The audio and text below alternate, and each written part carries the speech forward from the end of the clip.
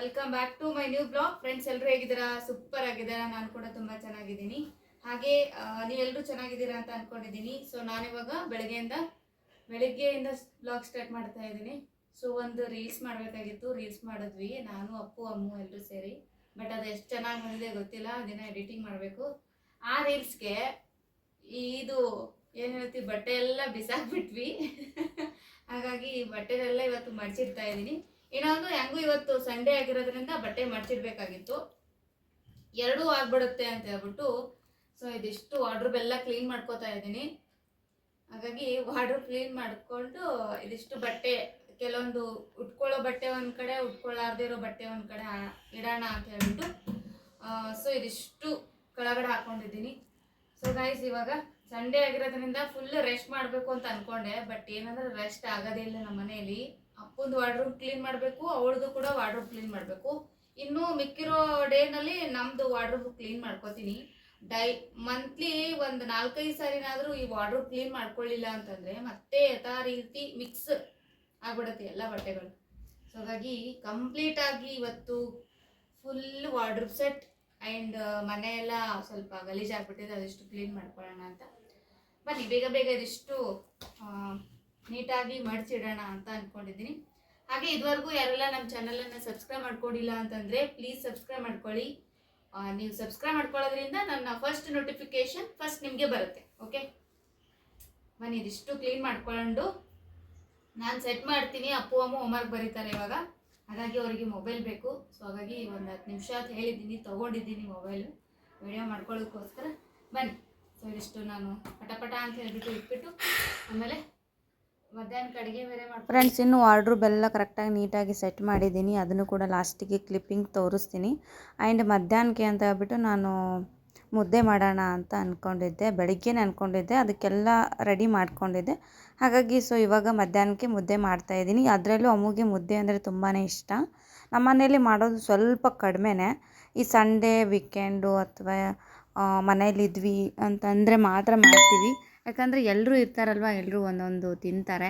ಇವಾಗ ನಾನು ಒಬ್ಬಳೇ ಇದ್ದೆ ಅಂತಂದರೆ ಇದು ಮಾಡೋದು ಕಷ್ಟ. ಆ್ಯಂಡ್ ತಿನ್ನೋರು ಇರಬೇಕು, ಮೇನ್ ಮಾಡೋದಕ್ಕಿಂತ ತಿನ್ನೋರಿದ್ರು ಅಂದರೆ ಯಾರಿಗಾದರೂ ಖುಷಿ ಆಗುತ್ತೆ ಮಾಡೋದಕ್ಕೆ. ಅಮ್ಮಗಂತೂ ಇಷ್ಟು ಖುಷಿ ಆಗ್ಬಿಟ್ಲು, ಮುದ್ದೆ ಅಂದರೆ ಸಖತ್ತಾಗಿ ಇಷ್ಟಪಡ್ತಾಳೆ ಅವಳು. ನಮ್ಮ ಮನೇಲಿ ಫಸ್ಟ್ ಇಷ್ಟಪಡೋದೇ ಅವಳೇ. ಹಾಗಾಗಿ ಫಸ್ಟ್ ಮಾಡಿದ್ದು ತಟ್ಟೆಗೆ ಅವಳಿಗೆ ಹಾಕ್ಕೊಡ್ತಾ ಇದ್ದೀನಿ. ಒಂದು ತಿಂತಾಳೆ ಅಂದರೆ ಒನ್ ಟೈಮಿಗೆ, ಅದನ್ನೇ ಮತ್ತೆ ಒಂದು 2 hours 3 hours ಆದಮೇಲೆ ಮತ್ತೊಂದು ತಿಂತಾಳೆ. ಅಂದರೆ ಒಟ್ಟಿಗೆ ಊಟ ಮಾಡಲ್ಲ, ಅದೇನೋ ಗೊತ್ತಿಲ್ಲ. ನನಗೂ ಅದೇ ಹ್ಯಾಬಿಟ್ ಇದೆ, ಸ್ವಲ್ಪನೇ ಊಟ ಮಾಡೋದು. ಅವಳಿಗೂ ಕೂಡ ಅದೇ ಹ್ಯಾಬಿಟ್ ಇದೆ. ಇನ್ನು ಒಟ್ಟಿಗೆ ಊಟ ಮಾಡೋದು ಅಂದರೆ ಕೆಲವೊಬ್ಬರು 3 times ಅಂತ ಹಾಕೋತಾರಲ್ಲ, ಅದು ಬೆಟರು. ಬಟ್ ಇವಳಿಗೆ ನನಗೆ ಆ ಥರ ಇಲ್ಲ, ಸ್ವಲ್ಪನೇ ಊಟ ಮಾಡ್ತೀವಿ. ಹಾಗಾಗಿ ಒಟ್ಟಿಗೆ ಈಗ ಒಂದೇ ಟೈಮಲ್ಲಿ ಊಟ ಮಾಡಬೇಕು ಅಂದರೆ ಸ್ವಲ್ಪ ಡೈಜೆಷನ್ ಸ್ವಲ್ಪ ಕಡಿಮೆನೇ ನಮ್ಮದು. ಹಾಗಾಗಿ ಸ್ವಲ್ಪನೇ ಊಟ ಮಾಡ್ತೀವಿ. ಆ್ಯಂಡ್ ಊಟ ಎಲ್ಲ ಮುಗಿಸ್ಕೊಂಡ್ವಿ. ಇನ್ನೂ ಸ್ವಲ್ಪ ಹೊರಗಡೆ ಹೋಗಿ ಶಾಪಿಂಗ್ ಮಾಡ್ಕೊಂಬರಬೇಕು ಅಂತ ರೆಡಿ ಆಗ್ತಾಯಿದ್ದೀನಿ. ಇವ್ರದ್ದು ಇವತ್ತು ಸ್ವಲ್ಪ ಕೆಲಸ ಕಡಿಮೆ ಇರೋದ್ರಿಂದ ಮನೆಗೆ ಬೇಗ ಬರ್ತೀನಿ. ಆ್ಯಂಡ್ ಮನೆಗೇನು ಬೇಕು ಅದನ್ನೆಲ್ಲ ತೊಗೊಳಗಂತಿ ಬಾ ಅಂತ ಹೇಳಿದ್ರು. ಹಾಗಾಗಿ ಸೊ ಇವಾಗ ನಾನು ಹೊರಗಡೆ ಹೊರಟಿದ್ದೀನಿ. ಬನ್ನಿ ಬೇಗ ಸ್ವಲ್ಪ ಕ್ವಿಕ್ಕಾಗಿ ರೆಡಿ ಆಗಿಬಿಟ್ಟು ಇನ್ನು ಅವ್ರು ಬರೋಷ್ಟೊತ್ತಿಗೆ ನಾನು ರೆಡಿಯಾಗಿ ಕೂತ್ಕೋಬೇಕು. ಇಲ್ಲದೆ ಹೋದರೆ ಫುಲ್ ಗಲಾಟೆನೇ ಆಗಿಬಿಡುತ್ತೆ. ಯಾಕಂದರೆ ಅವರಿಗೆ ಸಿಕ್ಕಿರೋ ಟೈಮಲ್ಲೇ ನಾನು ಮ್ಯಾನೇಜ್ ಮಾಡ್ಕೋಬೇಕು.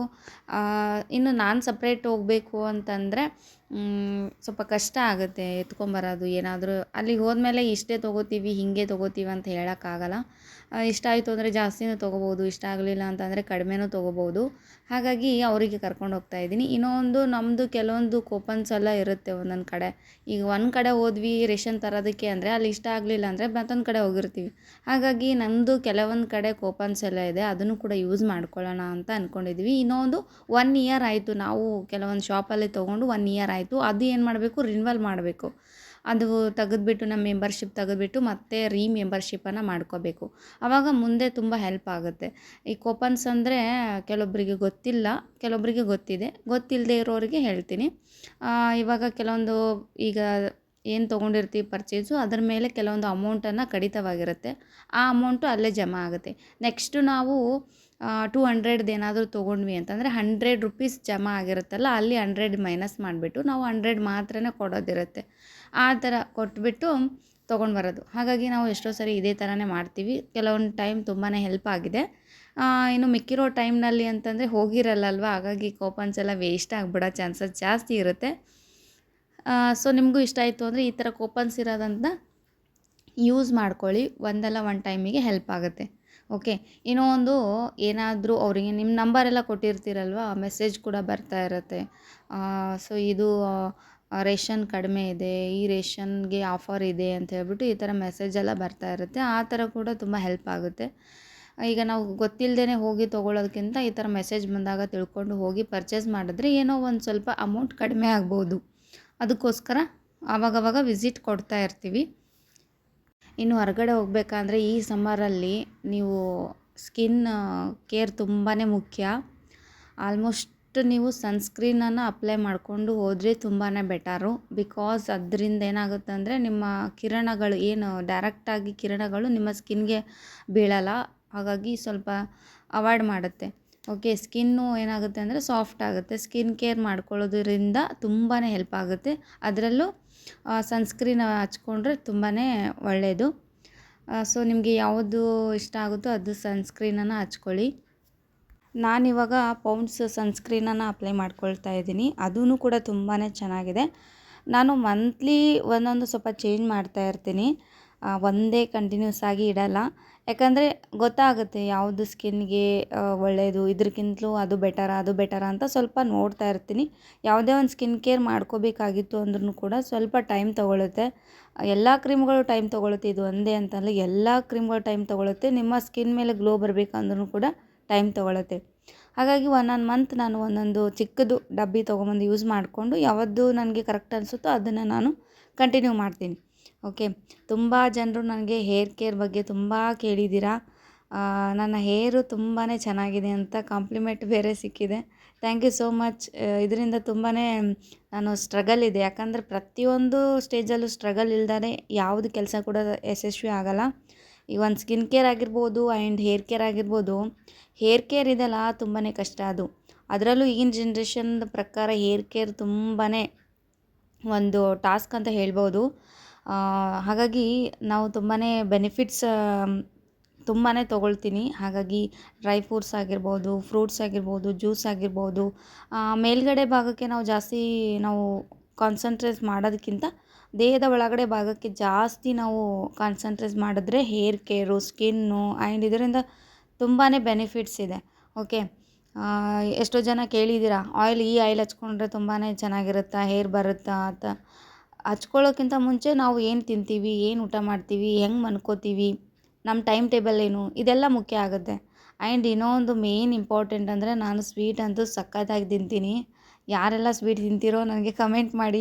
ನನ್ನಷ್ಟು ಸ್ವೀಟ್ ತಿನ್ನೋರಂತೂ ಯಾರೂ ಇಲ್ಲ. ನಮ್ಮ ಯಜಮಾನ್ರು ಕೂಡ ಇಲ್ಲಿ ಹೇಳ್ತಾಯಿದ್ರು, ಮುಂದೆ ನಿನ್ಗೆ ಏನಾದರೂ ಶುಗರ್ ಬರ್ತದೆ, ಕಂಡಪಟ್ಟಿ ಕಷ್ಟ, ನೀನು ಮೇಂಟೈನ್ ಮಾಡೋದಾಗಲ್ಲ ನಿನ್ನ ಕೈಲಿ ಅಂತ ಹೇಳ್ಬಿಟ್ಟು. ನೋಡಿ ಹೆಂಗಾಗಿದೆ ಅಂದರೆ, ಶುಗರ್ ತಿಂದೇ ಹೋದರೆ ಸ್ವಲ್ಪ ನಾನು ವೀಕ್ ಆಗಿಬಿಡ್ತೀನಿ. ಯಾವುದೇ ತಲೆ ಅಂದರೆ ಓಡಲ್ಲ.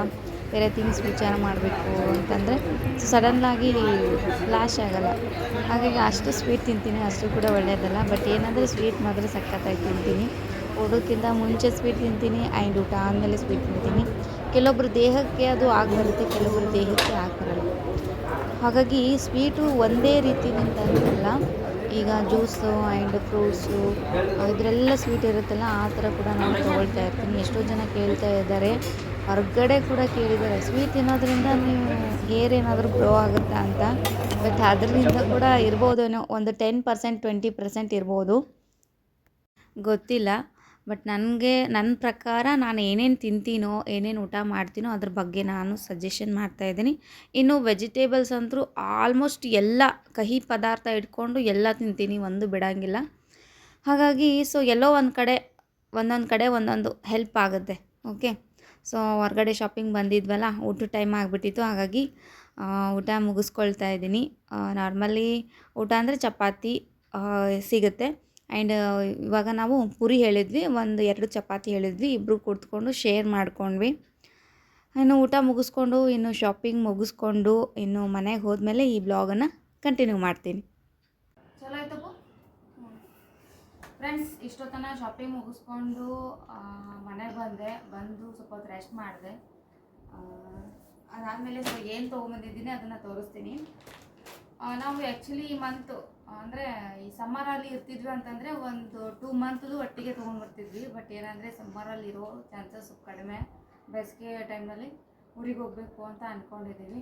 ನೋಡೋಣ, ಇನ್ನೂ ಅದನ್ನು ಕೂಡ ಕನ್ಫ್ಯೂಸ್. ಯಾಕಂದರೆ ಈಗ ಓದ್ತೀವಿ ಅಂತ ಅಲ್ಲೇ ಇರ್ತೀವಿ ಅಂದ್ಕೊಂಡ್ರೆ ಅಲ್ಲೂ ಇರಲ್ಲ, ಇಲ್ಲೇ ಇರ್ತೀವಿ ಅಂತ ಅಂದ್ಕೊಂಡ್ರೆ ಇಲ್ಲೂ ಇರಲ್ಲ. ಯಾಕಂದರೆ ಅವಾಗವಾಗ ಸ್ವಲ್ಪ ಬೇಸಿಗೆ ರಜೆಯಲ್ಲಿ ಹಳ್ಳಿಗೆಲ್ಲ ಹೋಗ್ಬೇಕು. ಅವಾಗ ಅವ್ರಿಗೆ ಮಕ್ಕಳು ಕೂಡ ಒಂದು ಸ್ವಲ್ಪ ಚೇಂಜ್ ಆಗುತ್ತೆ.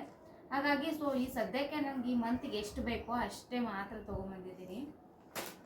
ಕೆಲವೊಂದು ಥಿಂಗ್ಸು ಇನ್ನೂ ಒಂದಿಷ್ಟು ತೊಗೊಂಬರ್ಬೇಕು ಅದನ್ನು. ಯಾಕಂದರೆ ಅಲ್ಲಿ ಇರಲಿಲ್ಲ. ಅಂದರೆ ನಾನು ಯಾವುದು ಇಷ್ಟಪಡ್ತೀನೋ, ನಮ್ಮ ಮನೆಗೆ ಯಾವ್ದು ಬೆಳೆಸ್ತೀವೋ, ಕೆಲವೊಂದು ಬೆಲ್ಲ ಅವಲಕ್ಕಿ ಅದು ಇದು ಅಲ್ಲಿ ಯಾಕೋ ಇರಲಿಲ್ಲ. ಹಾಗಾಗಿ ಸೊ ಅಲ್ಲಿ ತೊಗೊಂಬರಲಿಲ್ಲ. ಸೊ ಫಸ್ಟಿಗೆ ನಾನು ಅಮ್ಮನ ಫೇವ್ರೇಟು ಅದು ದೂರ ಅಮ್ಮಂದು ಫೇವ್ರೇಟು ಫ್ರಾನ್ಸಾಕ್ ಏನು ಹೇಳ್ತೀವಿ, ಇದು 50 ಬಿಸ್ಕೆಟು. ಆ್ಯಂಡ್ ಇದೊಂದು ಸರ್ಫೆಕ್ಸ್, ಇದೂ ಬಿಸ್ಕೆಟು ನೈಸ್. ಇದೊಂದು ಸಾಲ್ಟ್ ಆಲ್ರೆಡಿ ಇದೆ, ಬಟ್ ಯಾವಾಗ ಖಾಲಿ ಆಗುತ್ತೋ ಗೊತ್ತಿಲ್ಲ. ಯಾವುದಕ್ಕೂ ರೀತಿ ಎಮರ್ಜೆನ್ಸಿ ಹೋದಾಗೆಲ್ಲ ಒಂದೊಂದು ಪೀಸ್ ತೊಗೊಂಡು ಬರ್ತೀನಿ. ಇನ್ನೊಂದು ಸಾಲ್ಟ್ ತೊಗೊಂಡ್ರೆ ಎಣ್ಣೆ ತೊಗೋಬಾರ್ದು, ಇದು ಎರಡೂ ಇರಬಾರ್ದು ಒಟ್ಟಿಗೆ. ಹಾಗಾಗಿ ಇವಾಗ ಸಾಲ್ಟ್ ತೊಗೊಂಡಿದ್ದೀನಿ, ಎಣ್ಣೆ ಕ್ಯಾನ್ಸಲ್ ಮಾಡ್ಕೊಂಡೆ. ಸೊ ಎಣ್ಣೆನ ನೆಕ್ಸ್ಟ್ ಮತ್ತೆ ನಾಳೆ ಅಥವಾ ನಾಳೆ ತೊಗೊಂಡ್ಬೇಕು, ಅದನ್ನು ಕ್ಯಾನ್ಸಲ್ ಮಾಡಿದೆ. ಇದೊಂದು ಟಿಪಿ. ಆ್ಯಂಡ್ ಸ್ವಲ್ಪ ಶೇಂಗಾ ತೊಗೊಂಡಿದ್ದೀನಿ, ಶೇಂಗಾ ಖಾಲಿ ಬಿಟ್ಟಿತ್ತು. ಹಾಗೆ ಸಕ್ಕರೆ ಇದೆ, ಜಾಸ್ತಿ ಸಕ್ಕರೆ. ಲಾಸ್ಟ್ ಟೈಮ್ ಒಂದು ಎಷ್ಟು 5 kg ತೊಗೊಂಡಿದ್ದೆ. ಈಗ ನಾನು ಒಂದು 3 months ಯೂಸ್ ಮಾಡಿದ್ದೀನಿ. ಆಮೇಲೆ ಏನೋ ಮಾಡಿದ್ವಿ ಫಂಕ್ಷನ್ಗೆ ಸ್ವಲ್ಪ ಸಕ್ಕರೆ ಯೂಸ್ ಮಾಡಿಕೊಂಡು. ಸೊ ಅವಾಗ ಸ್ವಲ್ಪ ಹೋಯ್ತು. ಆ್ಯಂಡ್ ಊರಿಗೆ ಕೂಡ ಸ್ವಲ್ಪ ಕಳಿಸಿದೆ ನಮ್ಮ ಮತ್ತೆಗೆ. ಹಾಗಾಗಿ ಸಕ್ಕರೆ ಎಲ್ಲ ಖಾಲಿ ಬಿಟ್ಟಿದೆ. ಒಂದು kg ಏನೋ ಮೇಲಿದೆ, ಅದನ್ನು ಇವಾಗ ತೊಗೊಂಡಿದ್ದೀನಿ. ಇದು ಸದ್ಯಕ್ಕೆ ಅಂತ ಹೇಳ್ಬಿಟ್ಟು. ಆ್ಯಂಡ್ ಇದೊಂದು ಹಾರ್ಪಿಕ್. ಸೊ ನಾನು ಹಾರ್ಪಿಕ್ ಇದನ್ನು ಬಳಸ್ತೀನಿ. ಟಾಯ್ಲೆಟ್ ಹೊರಗಡೆ ತೋರಿಸ್ತೀನಿ, ಯಾಕಂದರೆ ನನಗೆ ಸ್ವಲ್ಪ ಕೆಲಸ ಇದೆ. ಇದೊಂದು ಅವಳದು biscuit black bourbon brown Vim, ಇದಿದೆ ಇದು ಹಾರ್ಪಿಕ್ಕು. ಆಮೇಲೆ ಇದು